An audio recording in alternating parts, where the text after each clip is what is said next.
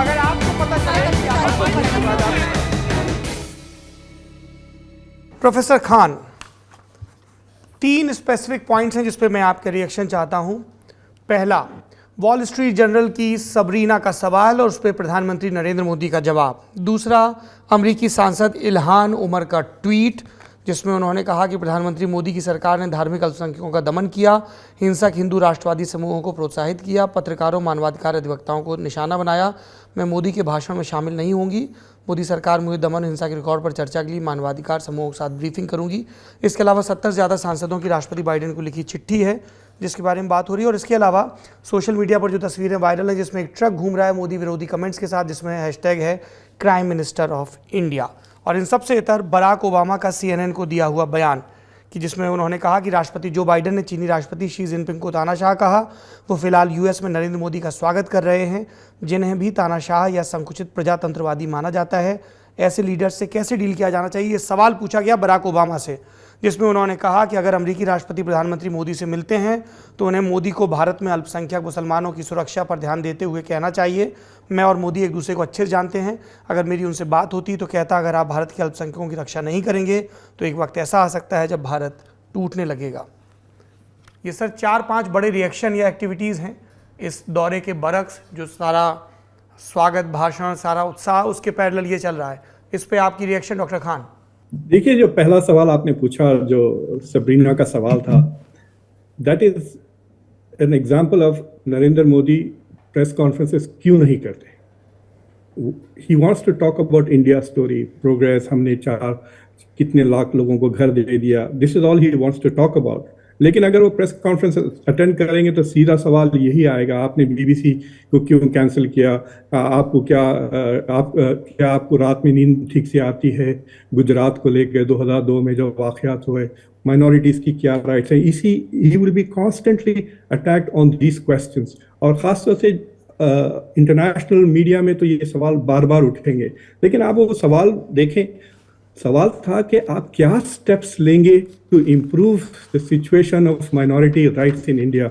लेकिन उन्होंने बस एक जनरल सा एक साथ जवाब दे दिया कि इंडिया इज डेमोक्रेसी और इंडिया में डेमोक्रेसी बहुत ज़्यादा है, हमारे DNA में है, वगैरह वगैरह। But he did not really address the situation, खास तौर से क्योंकि चंद हफ्ते पहले ही स्टेट डिपार्टमेंट ने एक बहुत ही systematic report on India's religious freedom और ह्यूमन राइट्स, जिसमें काफ़ी एपिसोड्स को उन्होंने डॉक्यूमेंट करते हुए प्रेजेंट किया। तो जो अमेरिकन एलीट है, they are all reading this reports, and मुझे नहीं लगता कि उनका जो पहला सवाल का वो जवाब था, इट वाज वेरी सेटिस्फैक्टरी। उनका जो कांग्रेस में भी जो एड्रेस था, इसमें he kept talking as if India is like a perfect democracy, in fact democracy की माँ है ये। So there is a disconnect between how the world sees India's human rights situation and how he is talking about it. तो उससे क्या होता है, आपको ऐसा लगता है कि this person is not disingenuous. अगर आप यही सवाल बाइडेन से पूछे तो he will first acknowledge कि हाँ, हमारे पास प्रॉब्लम्स हैं, we are trying to work on it, and he might actually specifically एक दो चीज़ों को वो रेफर कर देंगे कि देखिए हमारे पास ये प्रॉब्लम है, वो प्रॉब्लम है, ब्लैक लाइव्स मैटर का मसला है, वुमेन्स राइट्स पीछे जा रहे हैं। So he would talk about this things specifically, then you feel के लीडर इज जेन्युइन। जहाँ से कि इल्हान उमर का जो चीज़ है, 75 सेनेटर्स और कांग्रेसमैन ने एक लेटर लिखा है डिमांडिंग के जो बाइडेन जब मिलेंगे मोदी के साथ तो he raise the issue of human rights, minority rights खासतौर से। और जब लोग माइनॉरिटी राइट्स कहते हैं, they also say specifically Muslim rights और the rise of Hindu nationalism, जिसकी वजह से एक ऐसा एटमोसफियर बन गया है कि माइनॉरिटीज फील थ्रेटन्ड। धर्म संसद की ज़्यादा बातचीत नहीं आई, जेनोसाइडल एक्यूजेशंस के बारे में नहीं आई, लेकिन हेट स्पीच के बारे में ज़रूर रेफरेंसेस है। तो it is a big thing के 20% के करीब जो जिस कांग्रेस को वो एड्रेस कर रहे थे, sent a very critical letter. और कुछ 6 या 7 डेमोक्रेट्स एक्चुअली बॉयकॉट किया लेक्चर को और they tweeted all about it. और अगर आप गौर कर रहे थे, इन द बिगिनिंग सेनेट के पेजेस को लेकर आए ताकि वो सीट्स जो खाली हैं उसको भर दिया जाए।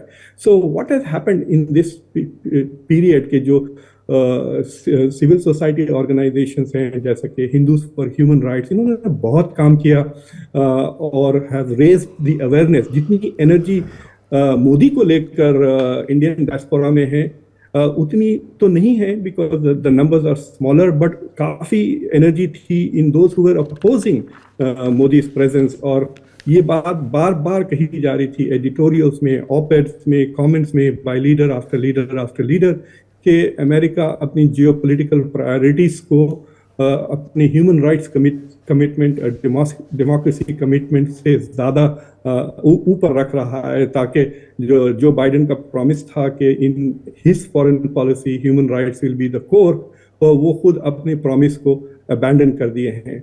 और जहाँ तक कि प्रेसिडेंट ओबामा का कमेंट था, आई वाज वेरी सरप्राइज्ड कि he felt the need to come out and say.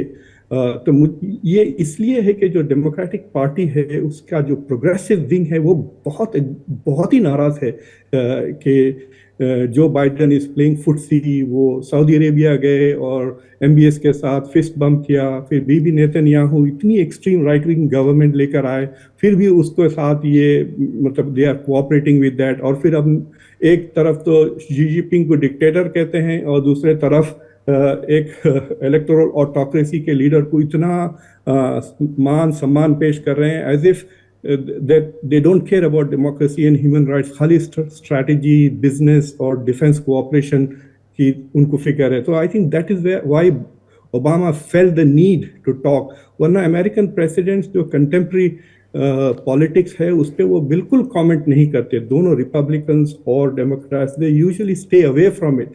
तो आई एम श्योर कि ओबामा के जो पुराने लोग हैं और करंट बाइडेन एडमिनिस्ट्रेशन के लोग हैं, उनके बीच में एक बिहाइंड द सीन्स कुछ ना कुछ कॉन्फ्लिक्ट चल रहा है ऑन दिस इश्यू।